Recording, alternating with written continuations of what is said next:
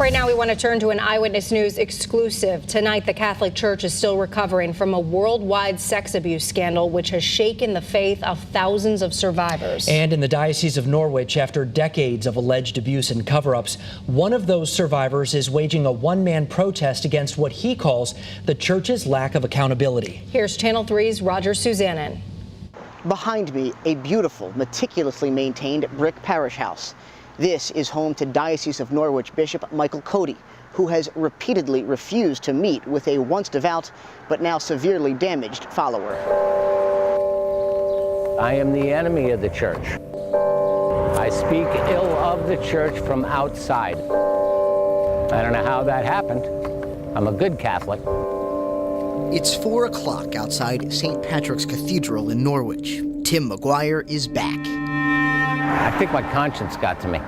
The 60-year-old McGuire is protesting what he calls the diocese's arrogantly dismissive attitude toward the children of God who lost their innocence to pedophile priests. He's walking for friends he's known and lost, people he's never met, and a little boy from Noank. It got worse every time. I mean, the second meeting I had to fondle him. The third meeting he had penetrated me. He raped my soul. Where do you have left to go? It has taken McGuire nearly 50 years to come to grips with his pain and shame. He says it began at age 8 in 1967 as an altar boy in a Noank church.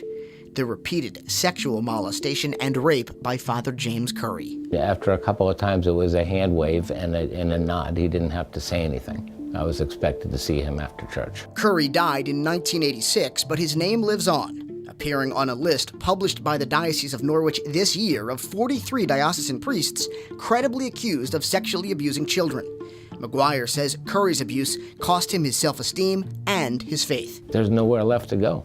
He took God away from you. He took your religion, took your innocence. What's left? Curry says for over a decade, Bishop Michael Cody and diocesan officials have refused to meet with him, not even a phone call.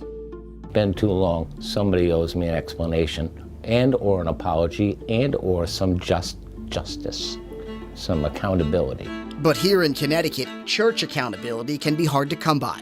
Experts say our state has some of the nation's weakest laws regarding church-related child sexual abuse. They cite 2 reasons. The state's attorney is unable to even issue a subpoena to church officials prior to an arrest. And while Connecticut's newly revised statute of limitations bill gives survivors 3 more years until age 51 to file a civil lawsuit against the church, the bill fails to allow for an added window for victims older than 51. When Tim McGuire came forward 12 years ago, he learned he missed the cutoff date by 3 weeks. You're come at with resources beyond your comprehension. You're treated as if this is an all-out assault on the church. Unless we create a better empowerment system for the victims, we're just going to continue to have children sexually abused. University of Pennsylvania professor Marcy Hamilton, who testified along with McGuire at the state capitol about statute of limitations reform, is considered the nation's leading expert on child sexual abuse and the reluctance of victims to speak out, even decades later. She calls Connecticut's law a disgrace. The situation in Connecticut is that they're falling farther and farther behind. So while at one point their statute of limitations was not terrible, on a daily basis it's getting worse. Tim McGuire still believes in God, but refuses to step inside a church. This is my congregation out here. He continues his one-man protests at Diocese of Norwich churches, but he's lost faith that Bishop Michael Cody will ever break his silence.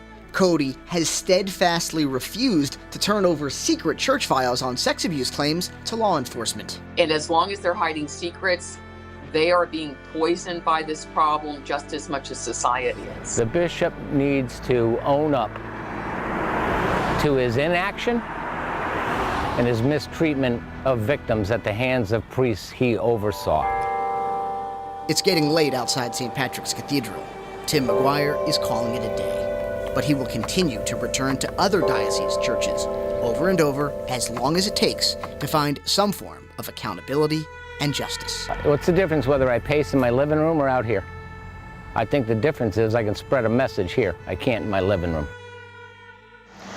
Over the past several weeks, we've made numerous requests to Bishop Cody for comment on Tim McGuire's case and those of other sexual abuse victims, but the bishop has refused to comment, calling the allegations matters of a personal nature.